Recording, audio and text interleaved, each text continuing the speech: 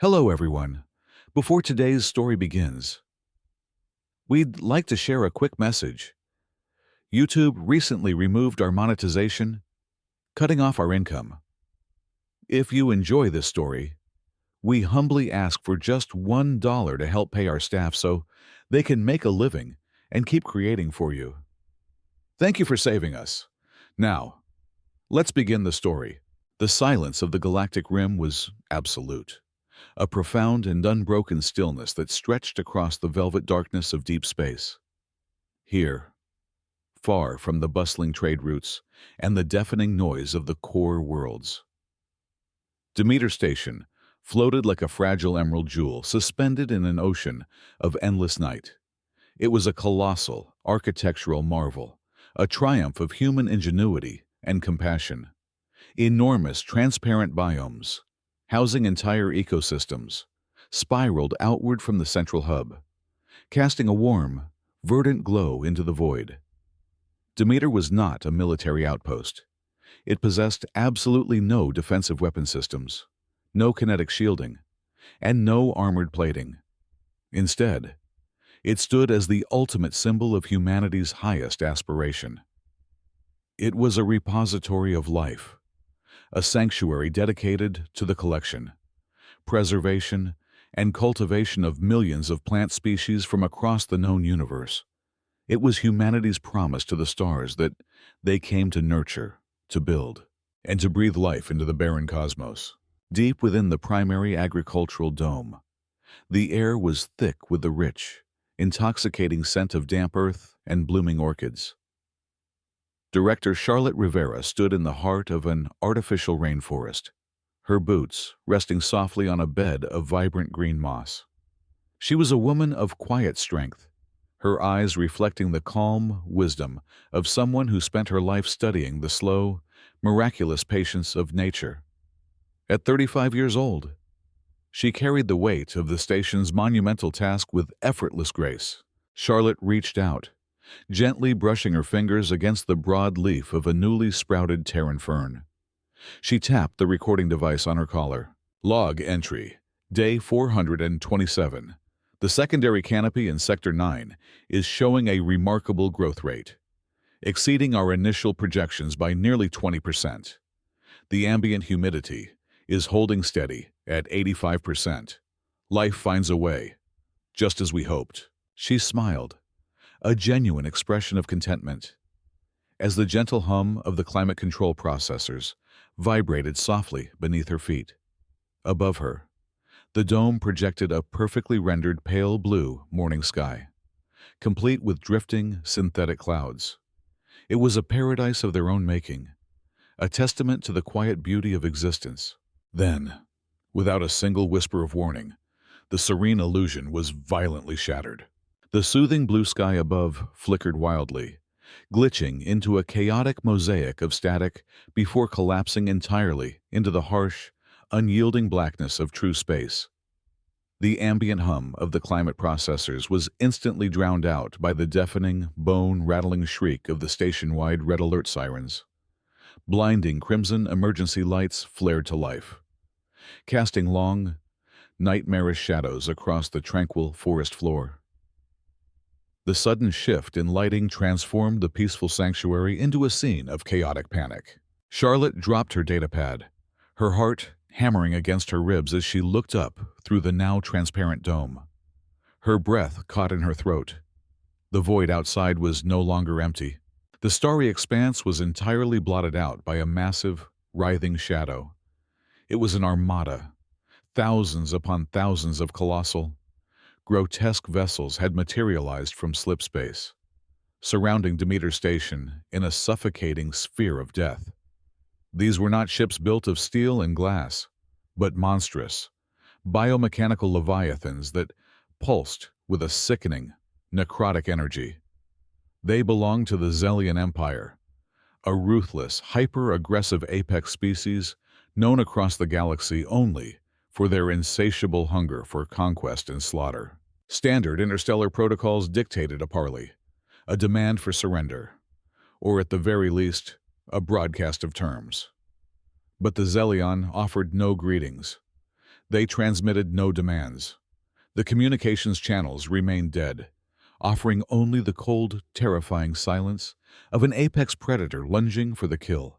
In perfect, terrifying synchronization, the Armada unleashed its fury. Torrents of searing, dark violet plasma erupted from the maws of the Xelian dreadnoughts. The beams of concentrated destruction struck Demeter Station with catastrophic force. The station's fragile outer hull, designed only to deflect micrometeorites and cosmic radiation, offered no resistance. The metal shrieked and buckled, tearing apart like wet paper. Charlotte was thrown to the ground by the sheer kinetic shockwave of the impact. The earth beneath her convulsed violently.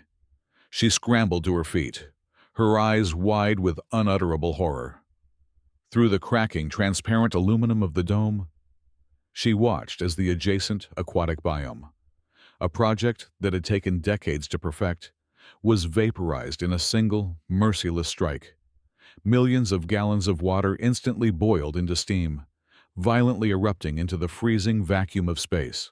Fires began to rage across her beautiful forest as the containment fields failed. The sudden influx of raw, untempered energy igniting the oxygen-rich environment. The ancient trees, the delicate ferns, the meticulous life she had so carefully nurtured, all erupted into towering pillars of agonizing flame. The scent of damp earth was rapidly replaced by the choking, acrid stench of burning ozone and scorched carbon. As the deafening roar of destruction consumed her world, a chilling, absolute realization settled over Charlotte. She watched the relentless, systematic bombardment tearing through the residential sectors, making no distinction between laboratories and living quarters. The Xelion had not come to plunder their rare genetic samples. They had not come to enslave the brilliant scientific minds of the Demeter crew. They had come to send a message written in ash and blood. They were here to completely and utterly erase humanity from the tapestry of the universe. The structural groans of the dying station echoed through the corridors. Yet, Charlotte Rivera's demeanor underwent a chilling transformation. The woman who had just marveled at the slow patience of nature vanished entirely. In her place stood a commander operating with terrifying, machine-like precision. The air around her grew thick with the scent of burning vegetation and melting polymers. But she did not cough. She did not scream or weep for the incinerated biomes. While the station's personnel succumbed to the chaotic, primal panic of imminent death, sprinting blindly through the smoke-filled halls, her pulse barely elevated above a resting rate, she navigated the crumbling walkways with deliberate, calculated steps, ignoring the deafening explosions rocking the superstructure. Reaching a primary command terminal in Sector 4, she wiped a smear of soot from the holographic interface and keyed in her override sequences. Central AI, initiate Protocol Omega, mandate general evacuation, absolute highest priority, she commanded, her voice a sharp blade slicing through the overwhelming wail of the sirens. Warning: catastrophic hull failure detected in Sectors 1 through 6. Outer defenses stand at 0%. Probability of survival dropping rapidly. The artificial intelligence responded in a cold, synthetic monotone. Acknowledge and override. She snapped back instantly. Reroute 100% of remaining auxiliary power from the climate processors directly to the reinforced civilian launch bays. Lock out all secondary systems. Execute immediately. Throughout the sprawling, doomed facility, massive blast doors slammed shut with earth-shaking thuds, sealing off the blazing agricultural sectors to protect the residential rings from the vacuum of space. Automated emergency guidance tracks flared to life along the floors, illuminating the darkened hallways with pulsing amber light. They guided the terrified researchers, the crying children, and the panicked engineers toward the specially armored escape pods. These were no ordinary civilian lifeboats. They were heavy, military-grade evasion craft shielded with radar-absorbent materials and equipped with advanced stealth baffles, designed explicitly to slip completely undetected through a massive active combat zone. Charlotte pulled up the station-wide telemetry feeds. monitoring the frantic evacuation as thousands of lives were desperately loaded into the launch tubes. The internal communications network buzzed with screaming voices and desperate pleas for her to board with them, but she severed the audio link. She needed absolute silence. She stood alone on the trembling command deck, watching the digital counters tick upward. 2,000 evacuees. 3,500. 5,212. She stood rooted to the spot, feeling the deck plating heat up beneath her boots, waiting until the final bay sealed and the very last pod ejected violently into the black void. Their cloaking systems engaged a fraction of a second after clearing the station's expanding debris field, rendering them invisible to the alien sensors, only when the final digital manifest glowed a steady green, indicating 0 civilian casualties remaining within the departure bays. Did she turn her back on the tactical display? The evacuation was 100% complete. Now, her true mission could finally begin. Instead of heading for her designated command pod near the surface, Charlotte walked purposefully in the exact opposite direction. She descended deep into the restricted sublevels, manually bypassing the locked emergency bulkheads, down in the bowels of the station. The air was freezing, entirely devoid of the artificial warmth and humidity of the upper decks. She arrived at a heavy, unmarked titanium door located at the absolute geometric center of the station's core. This area was strictly off-limits, a complete blackout zone entirely unknown even to her own chief of station security. Placing her bare hand firmly on the biometric scanner, she leaned forward, allowing a harsh red laser to perform a retinal sweep. Authorization code Rivera, clearance level Apex. Initiate dark core access, she stated, the syllables sharp, flat, and absolute. The heavy blast door unsealed with a deep, pneumatic hiss, grinding slowly open to reveal a massive spherical chamber bathed in a sterile, icy blue light. Inside this hidden vault, there were no soil samples, no botanical logs, no biological databanks. Occupying the very center of the room was a towering, thrumming spire of pure, classified quantum technology, suspended securely within an anti-gravity containment field. Demeter Station had never been just an agricultural research outpost. That grand, philanthropic narrative was nothing more than a beautiful, incredibly elaborate facade. The millions of exotic plants, the civilian families, the vulnerable, weaponless aesthetic were all carefully calculated components of a meticulously constructed illusion. Demeter was, in reality, a highly sophisticated quantum coordinate anchor. A colossal piece of bait silently and deliberately placed on the edge of Zelian territory by humanity's highest intelligence division. It was a test of aggression. It was a trap simply waiting to be sprung. As the Zelian dreadnoughts outside continued their relentless, brutal bombardment, completely tearing through what was left of the station's fragile outer barriers. The true, hidden purpose of the attack was being seamlessly exploited. Every single blast of violet plasma, every massive fluctuation of hostile energy that struck the station's hull, was doing more than just destroying metal. The devastating impacts were being actively absorbed, analyzed, and instantly decoded by the quantum spire. The hostile energy signatures acted as an invisible tether, providing a two-way data stream that traced directly back to the origin point of the attacking fleet. Holographic displays surrounding the spire projected complex, multi-dimensional physical equations, spinning rapidly as the system calculated the impossible. It was essentially writing the radioactive backwash of the Zelian weapon signatures, slipping silently backward through the subspace tunnels their massive fleet had just utilized. It locked firmly onto the unique vibrational frequency of their specific hyperdrives, tracing the invisible temporal threads backward across thousands of light-years of empty space. Target acquired, the central system chimed softly, a stark, eerie contrast to the roaring destruction tearing apart the floors right above her head. Primary Zelian Homeworld spatial coordinates fully verified and locked, Charlotte stared blankly at the scrolling data streams. She felt absolutely no pity for the alien species above. She felt not a single shred of remorse for the cataclysm that was about to unfold. She reached forward and rapidly typed a single, heavily encrypted confirmation sequence into the primary console. "Transmit code to Earth High Command," she ordered, her voice devoid of any emotion. A microscopic burst transmission, utilizing quantum entanglement and therefore entirely undetectable by the primitive sensors of the alien fleet, pierced through the chaos of the battle and transmitted instantaneously to the Sol system. With the signal sent, the massive quantum spire immediately powered down, its true purpose successfully fulfilled.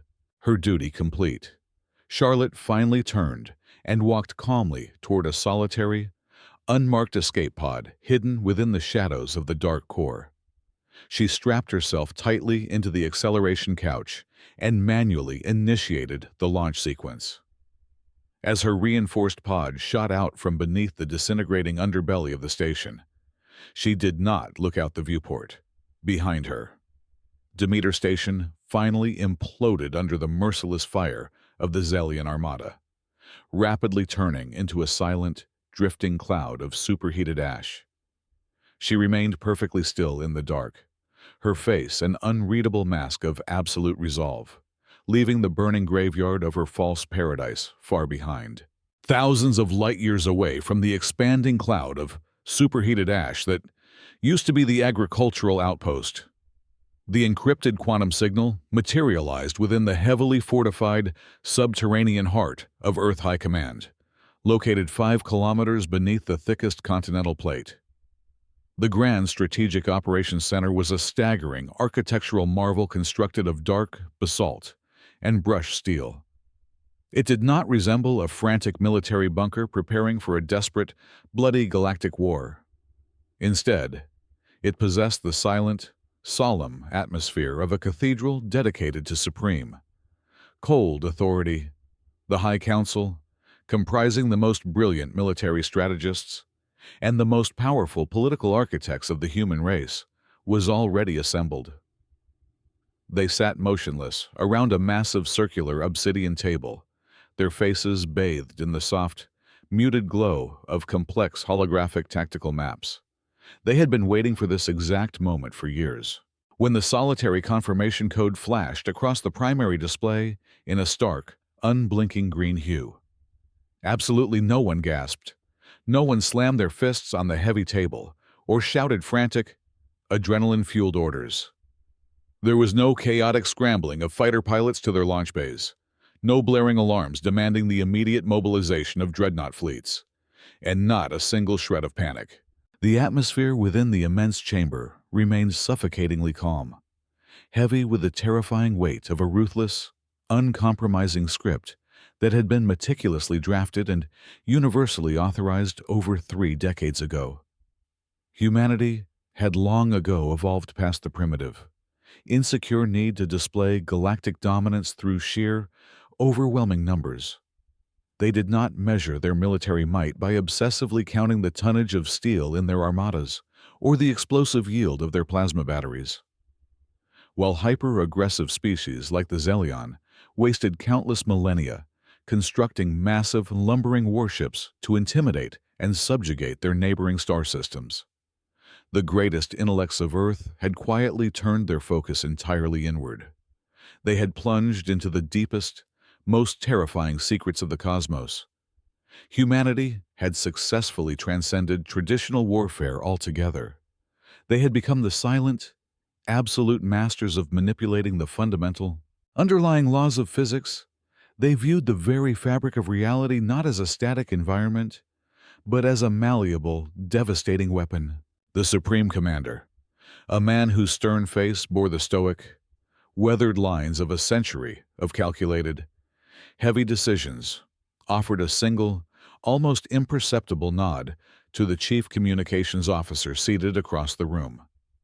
He spoke softly, his voice barely rising above a calm whisper, completely devoid of any anger, fear, or vindictiveness. Execute the broadcast protocol. Universal translation, maximum amplitude. Instantly, the vast, Invisible quantum relay networks surrounding the Sol system hummed with unimaginable, silent power. Instead of deploying millions of soldiers, Earth unleashed a solitary, omnidirectional transmission. It was a broadcast of unprecedented magnitude that effortlessly bypassed all known encryption methods, piercing violently through every civilian communication channel, every emergency frequency, and every highly secure military network across the entire galaxy. It echoed clearly through the crowded, chaotic trading hubs of the inner core worlds and reached the most desolate, isolated mining colonies on the absolute fringes of known space. Most importantly, it punched directly through the heavily shielded command networks of the Zelian Empire, forcibly overriding the localized audio systems within the opulent, towering throne room of their grand warlord. The message was entirely bereft of diplomatic pleasantries, moral justifications, or theatrical, impassioned threats. It was delivered in a perfectly synthesized, coldly flawless voice that carried the terrifying weight of absolute, unshakable certainty. The words filled the grand chambers of the alien command center, translating flawlessly into their harsh, guttural tongue.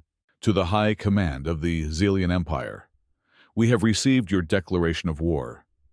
You have exactly 10 minutes to completely power down all planetary defense grids, deactivate your spatial energy shields, and surrender your homeworld unconditionally. Failure to comply will result in immediate, total extinction. There will be no further communications. The countdown has begun. Inside the towering obsidian spires of the Zelion capital city, the High Warlord sat upon his elevated throne, surrounded by his most elite, battle-hardened generals. As the hollow, emotionless voice of humanity abruptly faded from the grand hall, a moment of stunned, profound silence hung in the heavy air. Then, the warlord threw his head back and let out a booming, guttural roar of genuine, unfiltered amusement.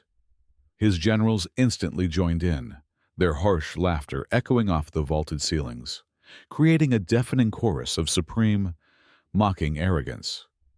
The concept was utterly hilarious to their militaristic minds. A pathetic, soft species that built defenseless agricultural stations was now demanding the unconditional surrender of the most heavily fortified planet in the known universe.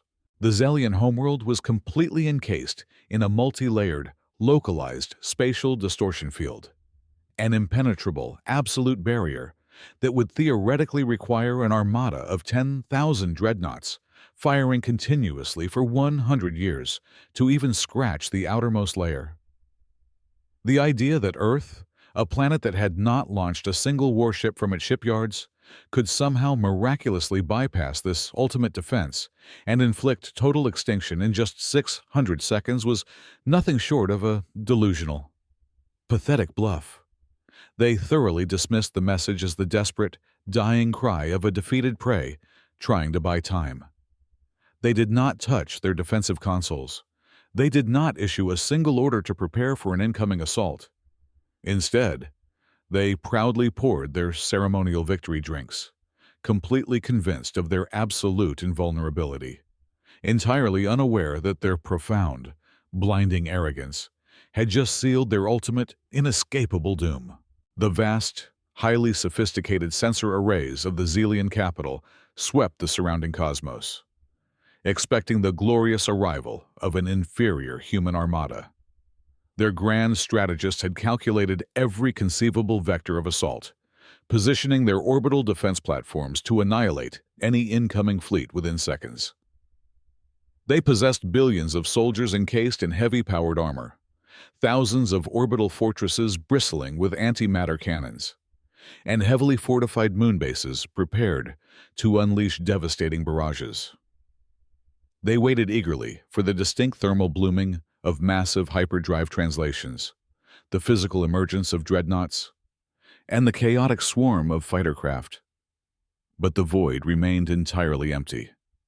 Humanity did not dispatch a single frigate, not a solitary bomber, and absolutely zero troop transports.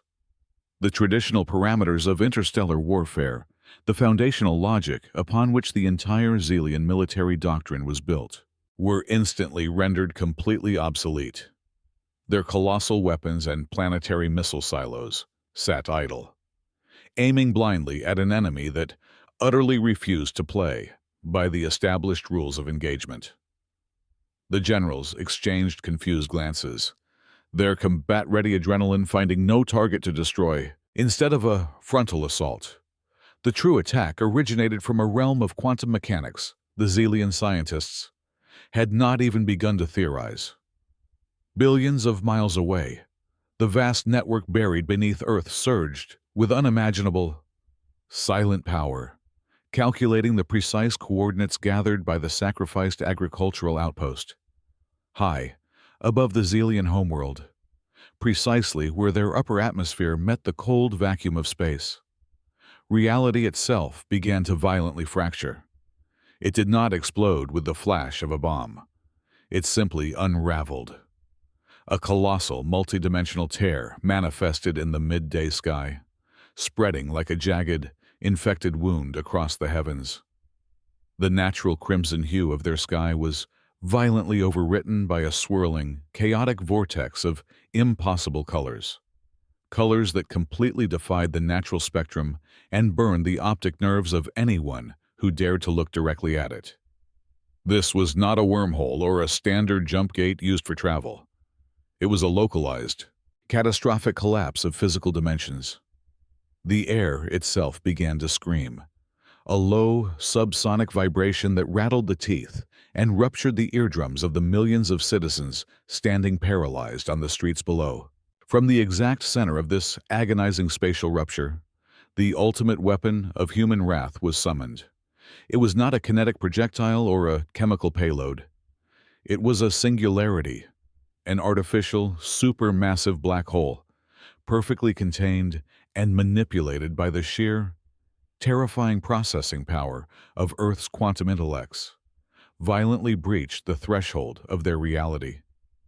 The human architects of this doom did not simply drop the anomaly into orbit.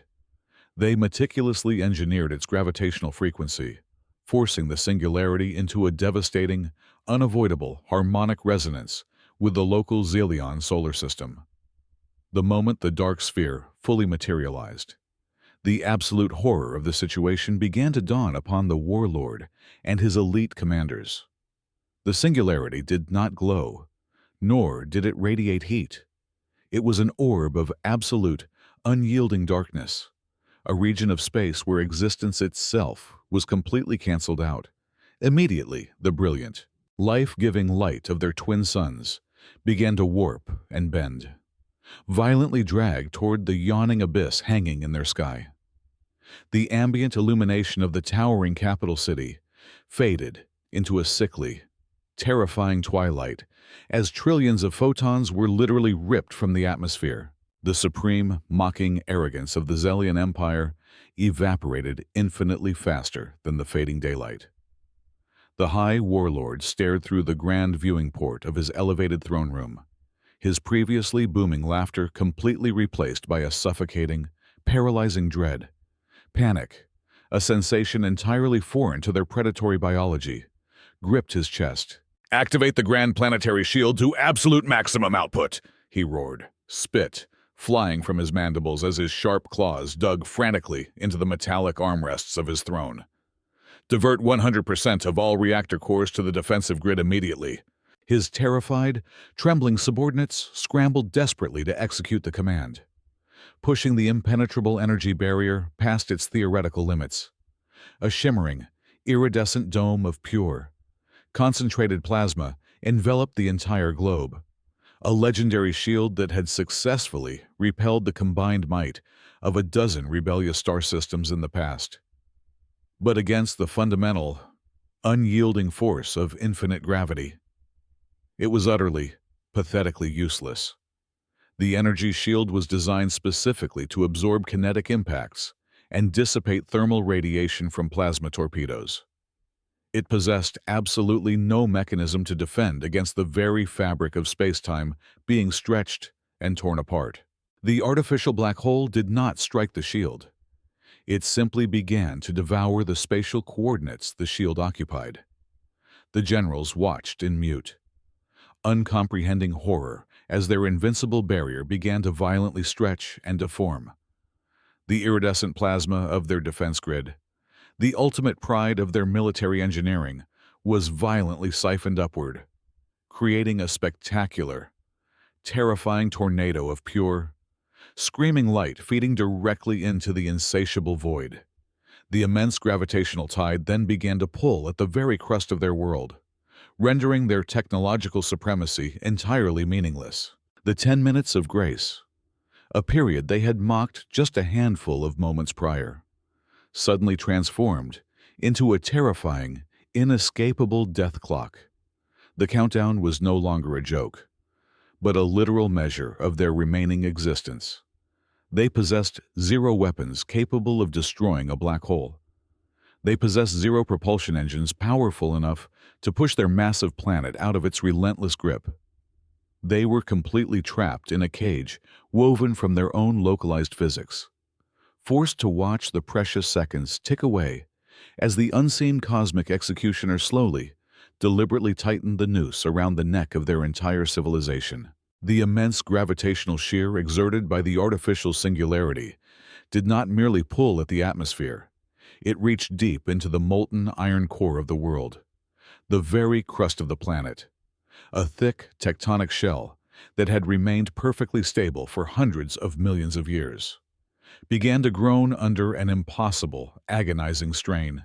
Massive fault lines ruptured simultaneously across all 7 primary hemispheres. Earthquakes of unprecedented, cataclysmic magnitude violently rippled across the continents, registering so high they shattered every single seismological instrument on the globe. The towering obsidian spires, the grand, brutalist monuments of their endless conquests that boldly scraped the upper clouds, were suddenly reduced to fragile glass. Billions of tons of fortified stone and reinforced hypersteel snapped, collapsing downward in deafening cascades of pulverized debris. The proud architectural legacy of a hyper-aggressive apex species, built upon the bones of 1,000 conquered worlds, was obliterated in mere minutes.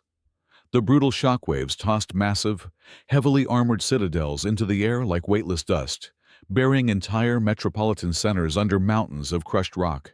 Deep inside the crumbling, subterranean Central Command bunker, the High Warlord, once a terrifying paragon of galactic slaughter, was completely reduced to a trembling, weeping husk of a creature.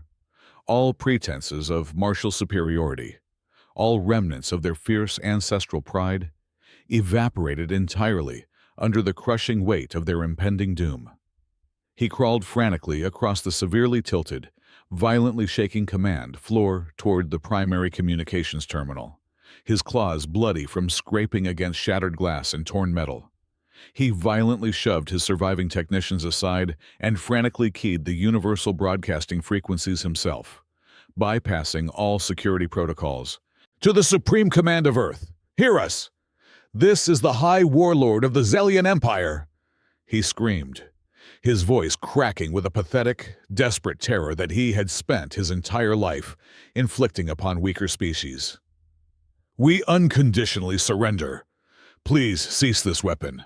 We offer you our entire armada, all of our resource worlds, our entire population. We will submit entirely. We will become your eternal servants, your frontline soldiers, your willing slaves. Name your terms, please. Name any terms you desire." He broadcasted the frantic plea continuously, repeating the humiliating words of absolute submission on every known subspace channel. Hundreds of his elite planetary governors and fleet admirals joined in from across the crumbling globe. They threw themselves entirely at the mercy of the unseen human executioners, offering unimaginable tributes, swearing permanent blood oaths of absolute servitude, and desperately begging for a salvation they had never once granted to their own countless victims. But the cold, uncaring void answered with terrifying, absolute silence. No human diplomat materialized on the massive viewing screens to negotiate a treaty. No set of complex conditions was transmitted back. There was only the harsh, static hiss of a dying planet, and the relentless, mechanical indifference of the black hole hanging above. That total, profound absence of response was infinitely more horrifying than any angry threat or vindictive boast. It cemented a chilling, inescapable reality into the frantic minds of the Zelion leadership. Humanity had absolutely no desire for alien slaves. They did not want reparations, and they certainly did not want to capture the natural resources of this world. This was not a traditional war of conquest or subjugation. This was a clinical, fully premeditated extermination protocol. It was a cold, irreversible death sentence handed down by a silent judge who refused to even look at the condemned. Driven by the primal, frantic instinct to survive at any cost, the planetary defense commanders completely abandoned their doomed defensive posts and blindly initiated the final, desperate contingency. Deep beneath the violently cracking surface, heavy armored silos ground open, revealing tens of thousands of colossal evacuation dreadnoughts. These gargantuan vessels, each capable of securely holding millions of high-ranking citizens, fired their heavy antimatter thrusters simultaneously. The entire ruined surface of the planet seemed to ignite as millions of engines burned with the furious intensity of captured stars. Desperately trying to propel the massive arcs up and away from the gravitational nightmare, they aggressively breached the crumbling upper atmosphere, trailing massive columns of brilliant fire and thick black smoke. For one agonizing brief second, it genuinely seemed as though a fraction of the species might actually escape the slaughter. But the artificial singularity possessed a fundamental hunger that absolutely could not be denied or outrun. The exact moment the massive ships crossed the outer atmospheric threshold, they slammed into an invisible, crushing wall of sheer, compressed gravity. The tremendous upward thrust of their antimatter engines fought violently against the overwhelming pulling force of the black hole, literally tearing the vessels apart from the middle. Heavy armor plating sheared off like dry leaves, and the massive fusion drives simply imploded under the contradictory physical pressures. Tens of thousands of evacuation ships, carrying the last desperate, fleeing hope of the entire empire, were instantly crushed into dense, burning spheres of compacted metal and pulverized flesh. They fell back down upon the ruined cities like a devastating storm of catastrophic, artificial meteorites. Down on the rapidly disintegrating surface, billions of Zelian citizens fell to their knees amidst the roaring flames, the deafening quakes, and the falling metallic debris. They looked up at the torn, chaotic sky, helplessly watching their supposedly invincible evacuation fleets burn and fall back to the doomed Earth. In those final, agonizing moments of clarity, a collective, profound epiphany violently struck the entire species. The pristine image of the defenseless human agricultural station flashed vividly in their collective minds.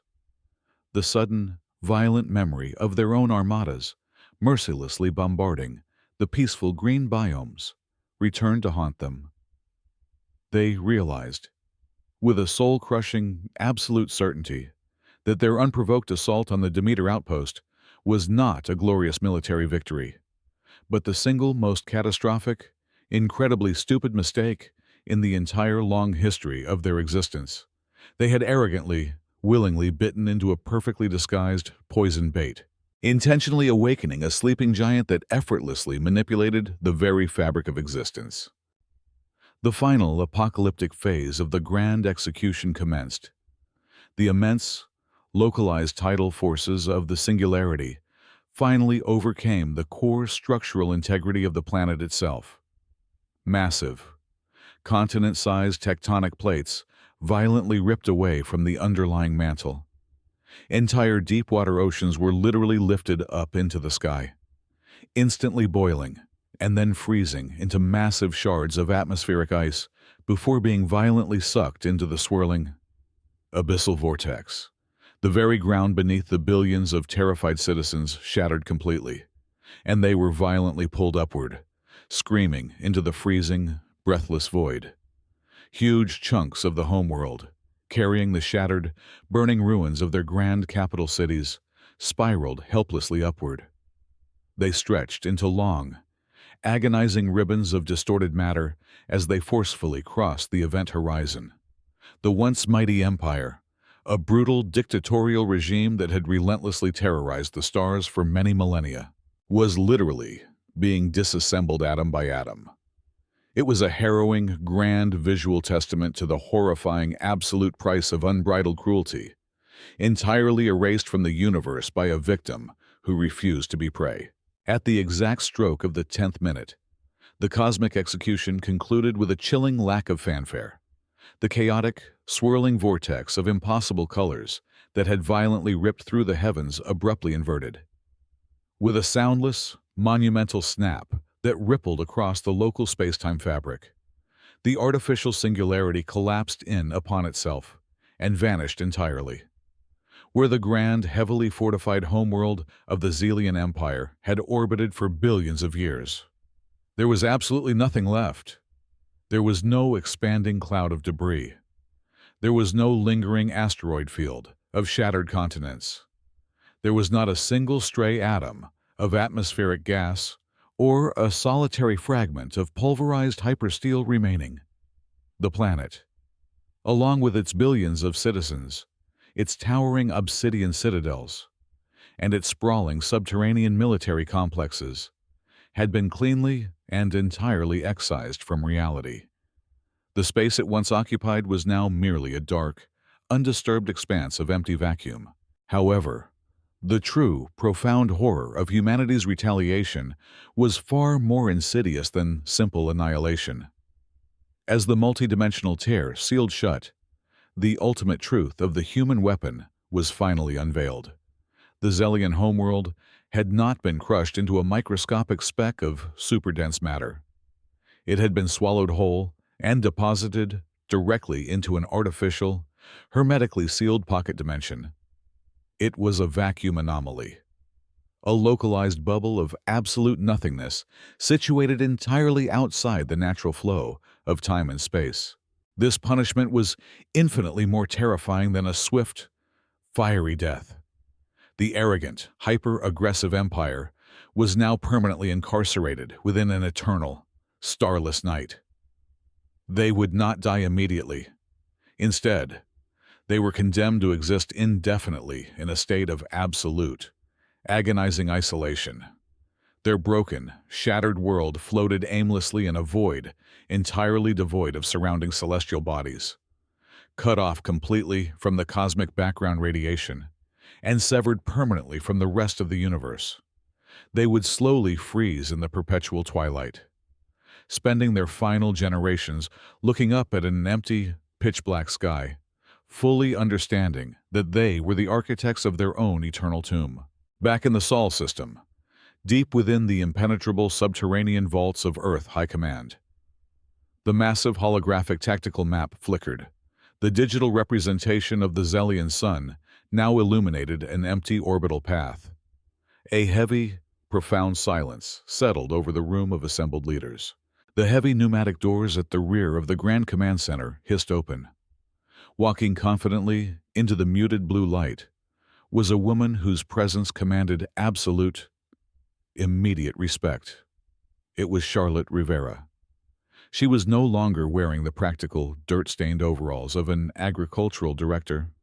Instead, she was clad in the crisp, imposing black uniform of the Supreme Commander of Human Strategic Intelligence. The golden insignia of absolute military authority gleamed sharply on her collar. Her face, previously a mask of gentle patience within the artificial rainforests, was now set in lines of cold, unyielding iron. She stepped up to the central obsidian table, her eyes scanning the empty holographic orbit of the enemy world. She was the grand architect of this entire, terrifying symphony of destruction. The snare functioned exactly as designed, Charlotte stated, her voice echoing with chilling authority through the silent chamber. The Zelian believed they were attacking a soft, vulnerable target. They could not resist the overwhelming temptation to strike at our supposed weakness. Demeter Station was never a sanctuary for life.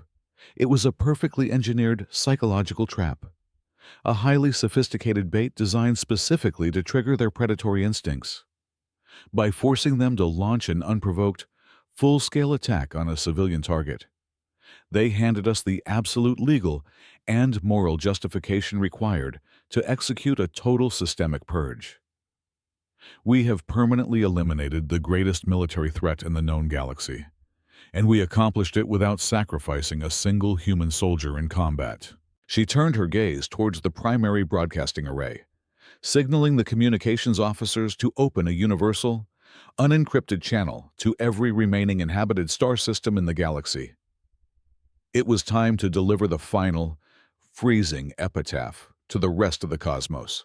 To all observing empires, collectives, and sovereign species. Charlotte broadcasted, her words carrying the crushing weight of absolute dominance. Humanity cherishes peace. We prefer to build, to explore, and to nurture the barren corners of this galaxy. We do not seek conflict, nor do we desire to conquer your worlds. However, let the permanent silence of the Zelian Empire serve as our final, undeniable boundary. Do not mistake our patience for weakness. Do not confuse our peaceful outpost for vulnerability. If you choose to bare your fangs at us, you will quickly discover that we are the apex predators of this universe. We are the ones who smile warmly while weaving the very fabric of reality into inescapable, deadly traps. Step onto our territory with violence in your hearts, and we will not just defeat you, we will erase you. The transmission abruptly cut off, leaving the entire galaxy trembling in the wake of humanity's cold, terrifying supremacy. Thank you so much for listening to today's story. We hope you enjoyed it. As an ad-free channel, your support is what keeps us alive. Please support Sci-fi stories with just $1 via the QR code on the screen, or click the link in the description box or pinned comment. Also, we'd love to connect with you. Please leave a comment telling us which city or state you're listening from. Thank you for standing with us, and see you in the next stories.